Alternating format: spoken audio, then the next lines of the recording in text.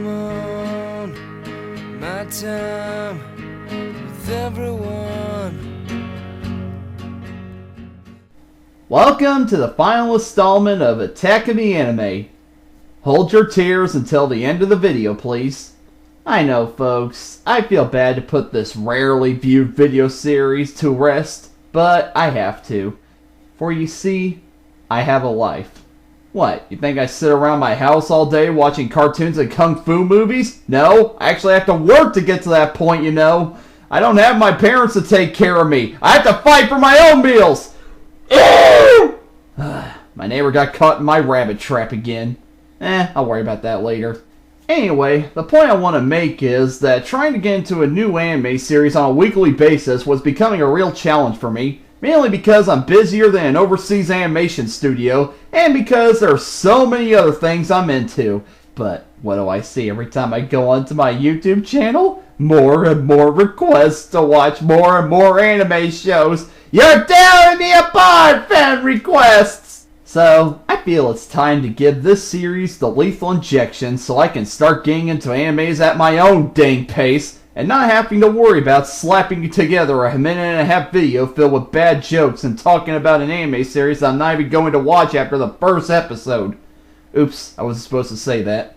Anyway, let's take a look at 3 anime shows that I watched as a kid to see if they still hold up. Let's start with the main reason I watched Fox Kids back in the day, Digimon.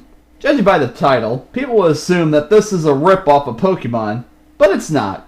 It's a rip-off of Monster Rancher. So, it's about 7 kids who, while at summer camp, are transported into the digital world, where they each meet a little monster that becomes their lifelong companion to fight against evil digital monsters with.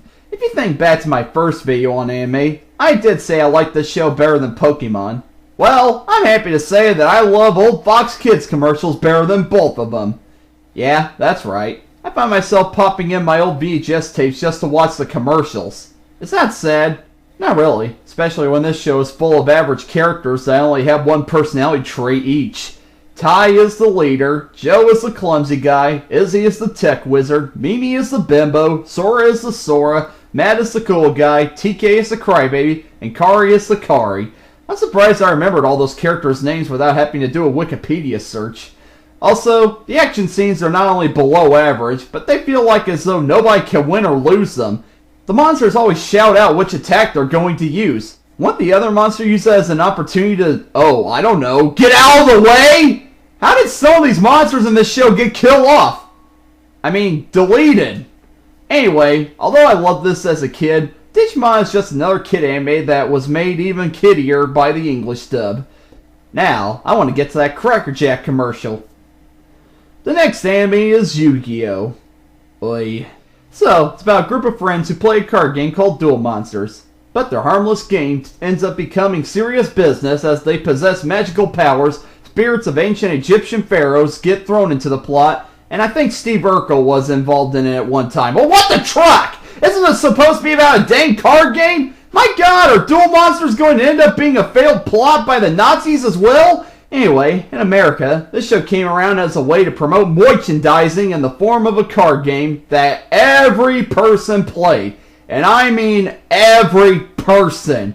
My own grandmother had a Yu-Gi-Oh! Deck. Of course, I got caught up in it before I finally grew a brain to think for myself, and I always got my butt kicked when I played it with somebody else.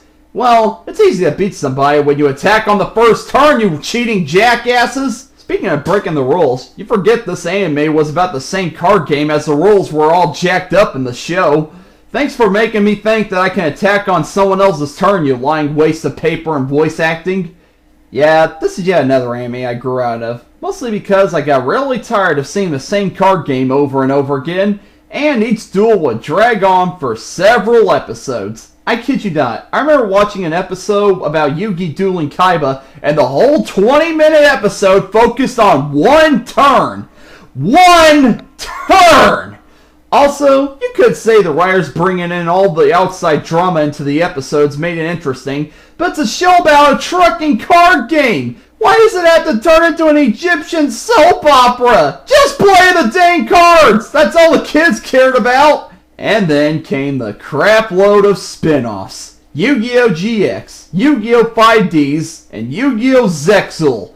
What's next? Yu-Gi-Oh! Fluffy Kittens? Yu-Gi-Oh! Ba-da-ba-da-ba-da-ba-da? And finally, my favorite, Yu-Gi-Oh! This show is still running? Yeah, thank goodness I stopped watching after GX came on in the States. So bottom line, when it comes to Yu-Gi-Oh! Anime, I'm more entertained by staring at the cards. Finally, a show I got so hyped for. After Fox Kids went off the air and I cried what was left of my childhood away, I saw a promo on Fox for a new Saturday morning block called The Fox Box, and one of the shows on it was going to be Kirby Right Back At Ya. Now, with Kirby being my favorite Nintendo character, I got hyped to the point where I made my house lose half of its foundation. So, I finally watched the show, and it lived up to my expectations. Then I watched it again as an adult, and I realized that I was a really stupid kid. I mean, wow, this anime sucks. It's about Kirby living in a little town called Cappy Town, and he's constantly having to stop whatever plots that King TDD is coming up with. Kirby spends most of the time in the series bouncing around like a baby, and only until the end of each episode does he become the bad grass from the video games. On top of that, was Kirby the only character in this show? I can't remember there being anybody else. Oh wait, King Dedede and Escargoon were basically the comedic villains that only a 10-year-old would find funny. Then there was Meta Knight, the stereotypical swordsman with a Spanish accent. Finally, the action scenes aren't as tame as Sailor Moon's, but they were still pretty kiddie.